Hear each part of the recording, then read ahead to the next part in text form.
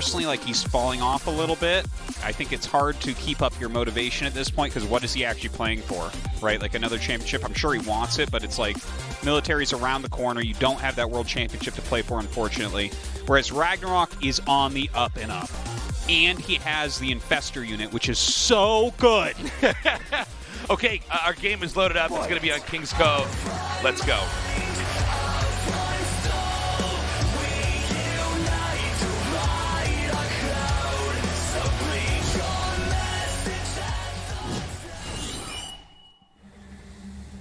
We're getting there, Tasteless.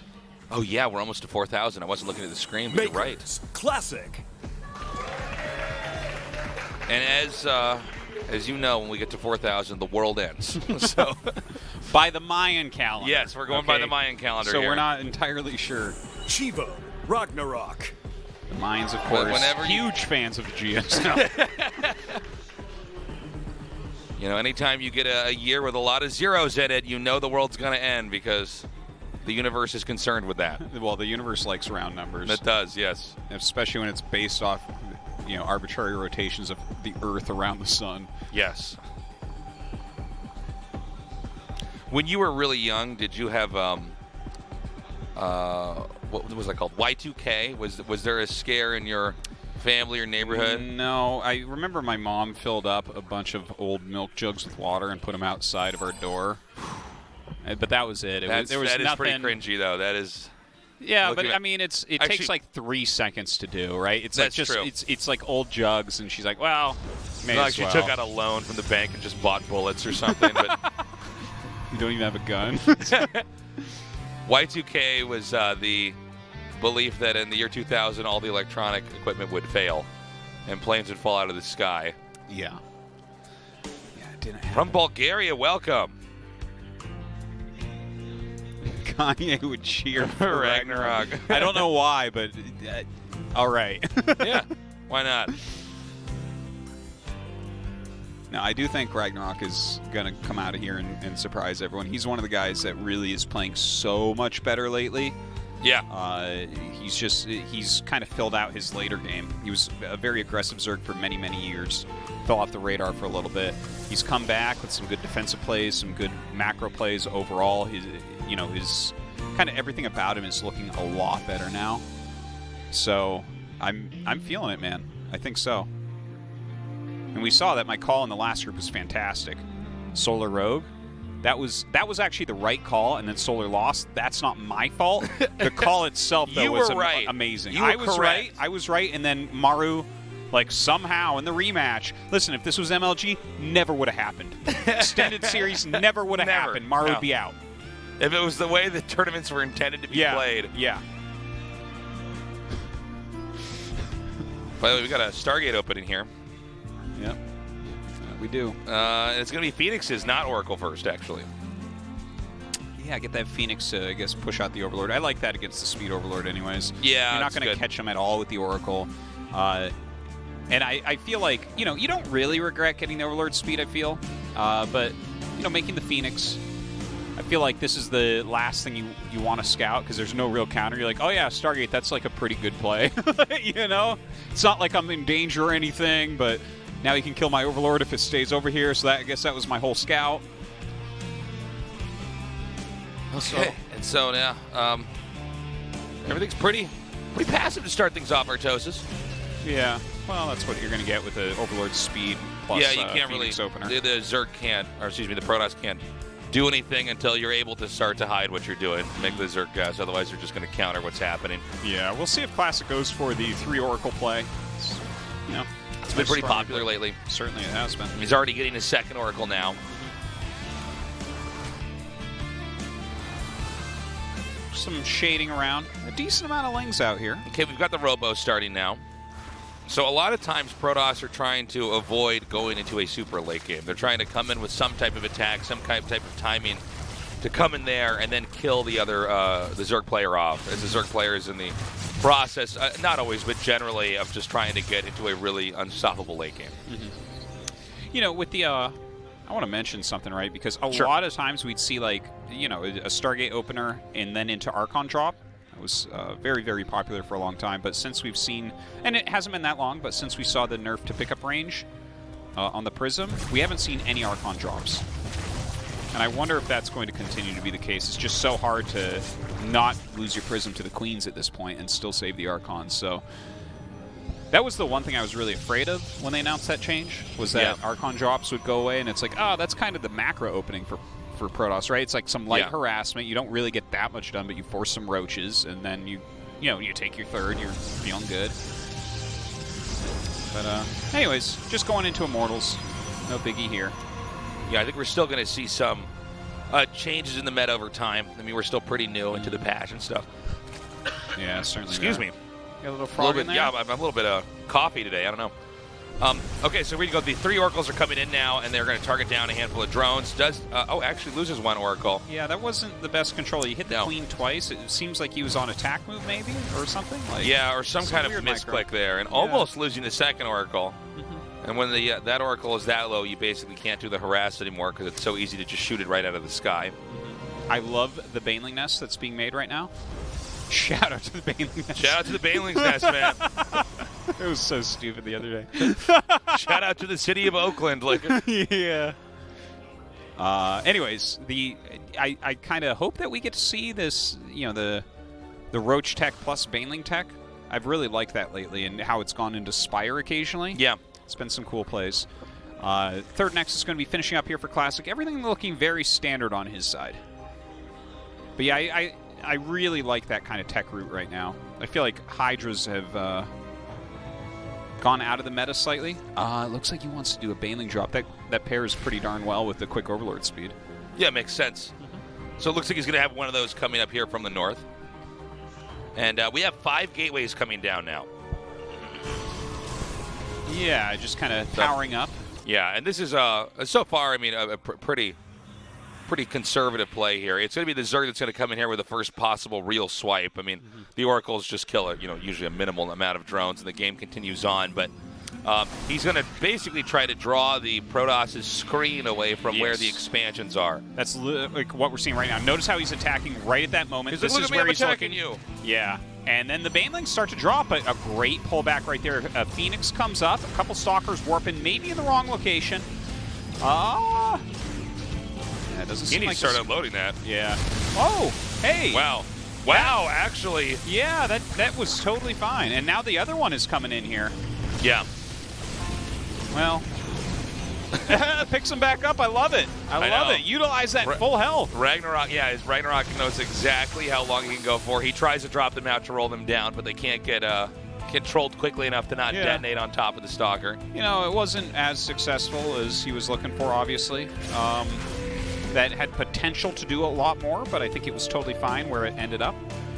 And it kind of puts the fear of that into you for the rest of the game. Classic is going to have to be looking very carefully at his minimap for those drops. So Aspire is coming up. Baneling speed on the way. Already has some Ravagers out. Absolutely loving the play here from RagnaroK. But Classic is, he's making a very scary army right now. You have a lot of Archons that deals with this well. Yeah, especially if he comes at the right angles here. We want to watch and see if the Ravagers can peg the Warp Prism, as it's going to be used to try to reinforce the army here. But Classic's being pretty careful. He's going to stun. I'm sorry. He's not going to get the stun off on the workers. Let's see if he gets this one. Okay, not bad. And now the push has started over here, right at the Zerg's 4th base. Seems like the Archons are in a funny location. I feel like they're fighting a building. The wrong army is attacking the wrong thing here for Classic, but that's all right. He gets some good force fields down. His army composition overall is very, very strong right now. And he does eliminate that 4th base. So very strong move from Classic. Definitely taking an advantage right now. And now he's going to try to push up into the 3rd here. And we have a lot of Banelings making. It looks like he could actually get his Archon close enough to try to hit those. The Banelings connected with the Archons is not an ideal trade here. Yeah. Looks like, he's just kind of dashing through at the moment. Not quite enough units here for RagnaroK. More and more Zealots coming out. It seems like this is pretty much the end. Yeah, I think Classic basically wins with a timing push. Everything went according to plan here. Yeah, very solid. Very, very solid play here. GG. Classic takes game 1. Cool. All right, so RagnaroK's still just warming up for today. This is how you catch the group off guard, Tasteless, is you lose a game like that, just straight up. Straight up. Classic attacks you with a macro build and you die. Yeah. And then Classic's like, all right, let's just finish this one off. I want to go to a movie later. Yeah. Okay. We're going to go into game 2. It's going to be on Thunderbird here. RagnaroK, I mean, he just did not, he was, I guess, too greedy. He did not have the correct army.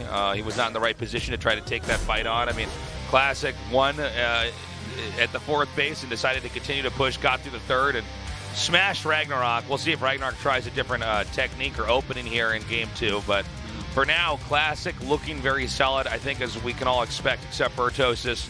Probably going to move out of this group. And that game is loading up now. So RagnaroK vs. Classic, game 2 begins now. Let's go.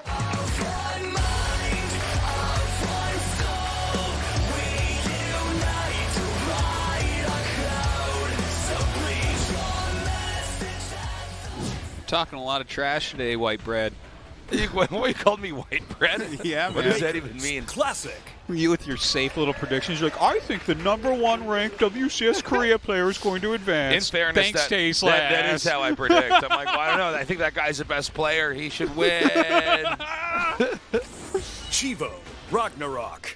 Maybe I'd be a better caster for some of these Battle Royale games where you can just predict whatever the hell you want because no one knows Oh, who's yeah. gonna If win. you get it wrong, you're like, well, I don't know, man. There's like 14 teams in the game. What do you want me to do? Yeah. We can have as many tournaments as we want for this. We're still not going to be sure who's actually best, okay?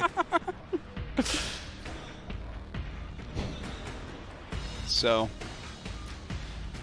I guess we just chill. for So a little here bit. we are. Yeah. Here we are. Yeah. PVZ. PVZ. Takes a little PVZ. bit. Yeah. So how are you going to celebrate this Pacific hurricane that we're going to be having today? Well, you it's gonna go only out and dance in the rain? Go on your roof and get hit by lightning? yes. It's only for today, right? The typhoon's gone tomorrow, right? Well, I don't know. Make firstborn great again. From Austria. I had to be careful because sometimes You always you say can think it's Australia. Australia. Yeah. Now, I don't know. I mean, usually when weather's like this, I just feel like it's the best time to just stay inside and play video games. And That's, You know, yeah, I- I always feel like that, but if it's sunny out, sometimes I feel guilt as well, which I don't like. no. That's why I love it when it's rainy or really cold out, where I'm like, no, it's kind of cozy to stay inside. Yeah. Shout outs to moms. Hey, excellent. Yeah, I do like it when it's like just rainy out and thundery and I'm inside. Yeah. Got some good food and I'm watching a good movie or playing a good game. You know, or on my Ouija board, you know, and just whatever, you know. It's a good time. Yeah, As the thunder strikes, you get to yeah, uncover what's happening. yeah. Have you ever used a Ouija board? No. I No? would, though. I mean, We should get one. we should get one. I heard they work. Oh, they definitely work. They definitely Haven't you ever work. seen a video of them? No, I haven't. I've never seen a video of someone using a Ouija Well, board. I've seen it in movies where there's a bunch of teenagers in a cabin. Yeah. What are you doing? Are you moving it there? I'm not moving it. Oh, I'm not moving it. Yeah, and they aren't either. Yeah, it's ghosts. Kind of. Not Yeah. exactly ghosts, but like kind of ghosts. Kind of ghosts or spirits, forces. I feel like we should just get a Ouija board. We Yeah. can decide who's going to win each match We with our will- Ouija board on our table. We could use a Ouija board to be about as good as our predictions have been in GSL anyways, you know? Yeah. But yeah. I actually get kind of excited when there's like a really big like storm that comes in or like I know it's going to snow and then all the traffic's going to be shut down. I always find that fun. Yeah, there is something about it. Did you? I've always had that feeling where I've liked rainy days and stuff because Yeah. it's just kind of like, I'm supposed to do what I'm going to do. Yeah, I'm justified in playing games now because I Yeah. can't go out there. Yeah, and it's very cozy, like water hitting your window or something like that. Yeah. I do love it. Or did you ever like snow days? Did you get enough snow in New Hampshire that you got snowed in, right? No, we got snow days. That's for the sure. best. Those are the best. And like a snow day in New Hampshire is like an actual snow day. I don't know what it is in Kansas, Tasteless, but like it means that you can go sledding and build snowmen because there's so much snow. Well, I would like to, in defense of the state of Kansas, I would like to point out a snow day in Kansas is where you can't get back into your farm and find it because it's so snowy and you die outside. Really? Yeah, the snow in Kansas is it serious piles stuff. up. Yeah. And everything's flat, right? So Everything's flat. it's got yeah. nowhere to go. Like the snow can't just all be on the mountain or something. Yeah, it's just There's no mountain. Yeah, we don't have any mountains. None, not one. So we have Oracles coming out here again. It is also once more a Robo. Yeah, looks like they're the same builds. I think basically. Classic is just going to cookie cutter his that last build into this one, and maybe he'll have the same result. I don't know. I don't know. I might be wrong on this, but I'm under the impression Classic feels like he's 1,000 times better than RagnaroK, and RagnaroK is just another stepping stone in his path towards moving forward in this tournament. He chose RagnaroK, so yeah, he must think something like that. And you know, with the GSL group selections, it's kind of like if you're going to mug somebody.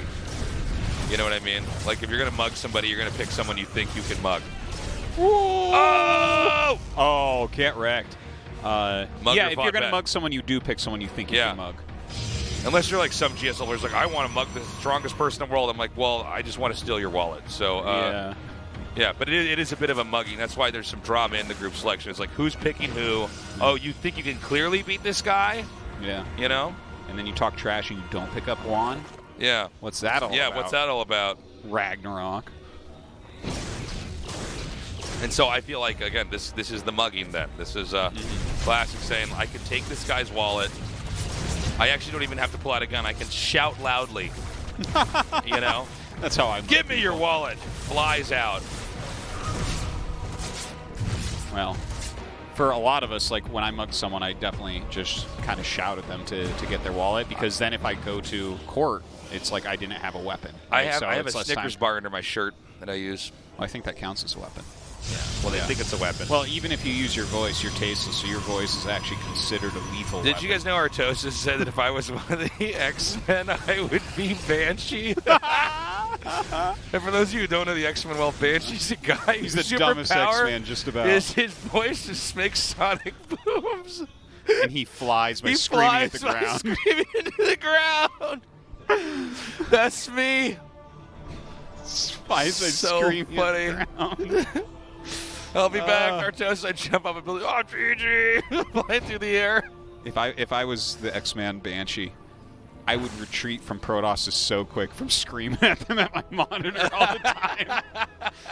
My wheeled chair would fly out into the kitchen. My wife would be like, I see. Yeah, I know what's happening. Oh, we got Mutalisks in this game. Yeah, different play here from RagnaroK. A double Robo from RagnaroK, so definitely not what you want against Mutas, as Robo units do not shoot up. Okay, the Mutas are actually making a beeline right over here to the third base. There's only one cannon here, so we have 6 Stalkers now going to warp in. He's going to have to stay out of range of the Archons. Yeah, seriously. Because Mutas are never intended to directly fight Archons. No, it's the most one-sided thing you can possibly come up with. But look, he's gotten... Well, we'll see how much he ends up getting here. There are quite a few Stalkers that have been warped in, and this is generally something that can help out the Zerg player. It's like an old trick to go Baneling speed along with Mutas, because if you force Stalkers, they can't really fight against like Ling Bane type armies too well. Their DPS isn't that good. It works out well for Zerg. So I like that that Baneling nest is on the way. Okay, Mutas coming back in here. This is going to keep Protoss pinned inside of his base for a while, but you know these Mutas they're not going to be as helpful if this game goes on for a while. So it's very important that RagnaroK does as much damage as possible over here with these Mutas. I gotta say, I like how actually, RagnaroK he's just is still. doing No, this. he's actually not stopping. I stand corrected. I'm used to the Zerg players that kind of make a couple to try to trick you, but this is like air attack being upgraded. Mutas are not. Yeah. He's not hesitating. And he's doing a very good job. Like, he realizes he has enough Mutas that, like, 3 Phoenixes, for instance, that we have right now. Yeah. It just doesn't really matter. You need to make a lot of Phoenixes to actually fight against this if you don't have Phoenix range. And if you do have Phoenix range, that's a lot of micro anyways. So it's also important what the Zerg's going to do behind this, because the Protoss can't leave his base. So as RagnaroK's flying on the map, we actually see that, very nicely done, takes that out. Look at this. He's actually killing off a bunch of these units, gets one of those Phoenixes as well. The Archons actually stuck outside. They don't fit through that hole in the real wall that goes towards the natural. So that is kind of a big deal. Some Hydras being added in right now. The Infestation Pit as well. I love this Mutalisk play, Tasteless. Yeah, it's very cool to see. And now that we see the Zerg is going to be switching into Hydra play here. And that's actually a great move. What he's doing is he's forced out Phoenixes, but Phoenixes are also not great against Hydras. So you're basically controlling what the Protoss' unit composition is. And as the game carries on, RagnaroK's hopes is that he'll basically have a proper counter when it's finally a possibility for Classic to push out. Really nice job on powering that, again, by the way. The micro of RagnaroK against these Phoenixes is very good, too. It's all about turning position very quickly to get your shots off. And he's done a good job with that. The Phoenixes look like they want to chase a little bit, but he's staying out of the Archon range and then turning around for his hits. Looks like he's going to bring him back now into his Hydras. But yeah, this has been very well teched by RagnaroK. I do love the Observer that we saw there from Classico. That is little moves like that make such a difference, knowing what's rallying out of that main hatchery. So we're not at that level yet where if you know an Observer's there, you make like certain units out of your main and then different units out everywhere else. We're not. No, maybe no, one day. That'll be, I think, 9 more years from now. That'll be on the 18th anniversary of GSL. Yes, where things are way too advanced. Yeah. At that point, I'm like, oh, I don't even like this anymore. It's too hard. Okay, the Muta's coming here. Takes out one of those Templars. The Phoenixes are going to go ahead and chase these Mutas down. Okay, so, wow, that is a hell of a lot of Banelings there. Okay, I have to say, though, the Banes are not exactly connecting with some of the right targets here, so they're all going to end up hitting these Immortals. Yeah, and this is going to allow the Hydras to just roll Classic, and this means we should actually, unless I'm mistaken, I don't think Protoss can survive this. No way. There's no way. Wow, RagnaroK with a much better game this time around. I love the view to play, controlling him, and then the follow-up with Hydra Bane was a very easy finisher. It's a good type of strategy for this map as well. Yeah. But yeah, he's done so much damage at this point. Classic, very, very clearly dead. Kind of the opposite of the previous game. Right, GG, RagnaroK ties it up 1-1. Yeah, I told you, you needed a warm-up.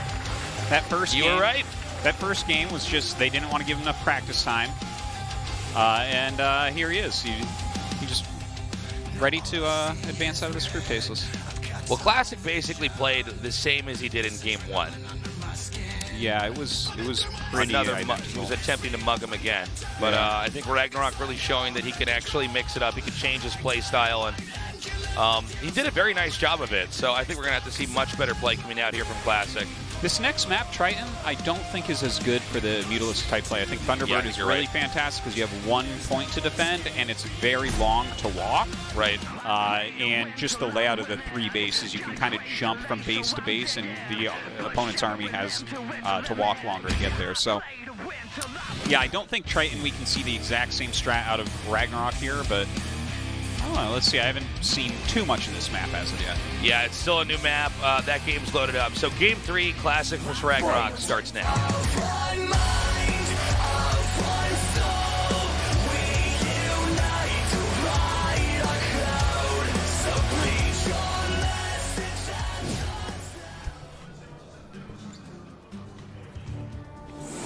Makers Classic.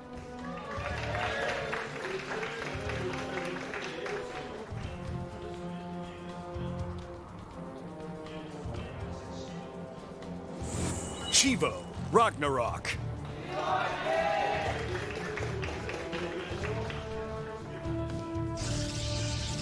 right. Very excited to see what they're going to go for this game. One thing to mention is that RagnaroK skipped Overlord speed last game, and Classic did the same thing. So that paid off for RagnaroK. Yeah. Again, you don't really need Overlord speed against Stargate openers. It's more against Robo or Twilight openers that you really want it. So definitely a bit of a difference there. Now, how do you interpret that as Classic? Do you think that maybe he's not going to do that again, so you're safe doing something more aggressive? Or do you want to just kind of count for that and do that thing you were talking about where you think you're a much better player and just go Stargate anyways?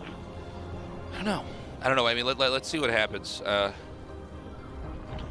RagnaroK, again, this guy a lot of times overshadowed by these other really great Zerg players. Yeah, he is. Sure. Well, he's not. He hasn't done enough to not be overshadowed, you know? Oh, yeah, no, for sure. I mean, he's a good player, but he's definitely kind of like, Keen or these other players where they're always in the background, and we're sort of waiting to see if they're going to come out here with better play or better games. Mm-hmm. I feel like he is a little bit like Impact. Not exactly, but he's kind of filled in the later parts of his game quite well at this point. But yeah, Impact was knocking on the door as 4th or 5th best Zerg in Korea for a little bit. I feel like, it's hard to put RagnaroK in an exact spot because I feel like, again, he's going through this kind of transformation right now, becoming a very strong player. Anyways, it's a Robo opening. That's cool. And notice that he went Robo before Warp Gate, and he's making an Adept. So both of those things are to trick this Overlord that is floating at the natural. Yeah. This screams Stargate, what we're seeing. It's very well masked. Yeah, and the Overlord is just sitting there. So he is making a Stalker next, and the Stalker is going to be where RagnaroK starts to think, like, oh, this could be any number of things. And sometimes you get the Stalker to try to trick people that you're not going Stargate or something. All right, Twilight coming up. This should not be a DT-based Archon drop, though. This is either going to be Charge or Glaives. Yeah, we're about to find out here. So the Robo's done. We're waiting for the Twilight Council to finish up here. But Classic, this is definitely a response to Game 1 and 2. Classic played very straight up. Yes. Very, I don't know. This is the build I ladder with against Zergs, and I want to play a long game, Yeah. But this time around, he's going for very deceptive play. So the War Prism's coming out right away, and this is very quick Zealot Lake. So we're about to see a lot of gates get thrown down here. This is the crazy all-in where you don't even have gas. Yeah, this is where you're trying to surprise the Zergs so fast that they literally only have seconds to react. If you don't have a Baneling Nest at minimum, but hopefully a Roach Warren, you are just dead. Okay, so he's throwing down that gas. That is just to throw him off with that Overlord to cancel that now. Yeah. And now keep in mind, pro gamers are pretty good at sometimes detecting this. No, good call, Artosis. But the thing is, it was almost fishy. You know what I'm saying? The Stalker, the War Prism immediately popping out. He's desperately trying to gun down the Overlord. And you could see the preparation as well because he only made that one, which was in vision of the Overlord. Right. So, he's trying to waste as few minerals as possible. Classic going to great lengths to hide this rush, which is exactly what he has to do. The question now is, does RagnaroK have the instinct? Can he sense this coming? Ooh, he might, because we're making just roaches. There's a spine on the way. He's making a hell of a lot of roaches. So, on 41 workers, I think he can definitely hold this. Sometimes things go wrong against this build. It is very powerful, but I think he's going to have enough. Oh my god, just barely missing it. But catches that Stalker. Yeah, no, I think you can get some damage done with Classic, but RagnaroK, look at this SimCity, look at those queens in the front.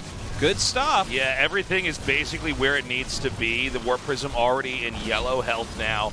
Another big Warpin comes in, transfuses perfectly timed out here. Beautiful. And RagnaroK is this is as well as it could go for him. Now again, the rush is still scary, but Lings are coming in here from behind. Again, the Warp Prism now in the orange for HP. Oh, he doesn't really have anywhere convenient to go. And we now got to see if Classic's going to try to revert this back into a macro game, take his gases and tech up, because right now the production tab is showing nothing for Protoss. He's not mining gas. Sometimes when this starts to fail, you'll see the Protoss back up into a bunch of gas, some sentries, maybe an Immortal or two, and try this again. I like how he's making 2 more gases, but he's still not mining from his other 2 gases. Yeah, he's added a probe. He's still making Zealots. He's trying to throw him off, but RagnaroK's getting all the info. Yeah, okay, so he was trying to fake him out there. But SOS, whether he's watching this right now or not, is getting a migraine on the level of these tricks. Yeah. SOS is it's not subtle enough! I feel as though we're at the point where RagnaroK should have held this. Once you stop the initial part of the attack, all you have to do, if the Protoss is still intending to try to win the game with this, is to just keep making stuff and have good defense, and that is it. That should be the killing blow. The Zealots will try to come in here, and they do need to be respected by the Zerg, but eventually, the Roaches will win the fight, and Classic's tech will be obsolete. Yep. GG. All right. Well, Artosis, well played, my friend. Yeah, no, I'm always right. My clairvoyant friend. Yeah, don't forget that Solar beat Maru as well in the first match of the day, right? So,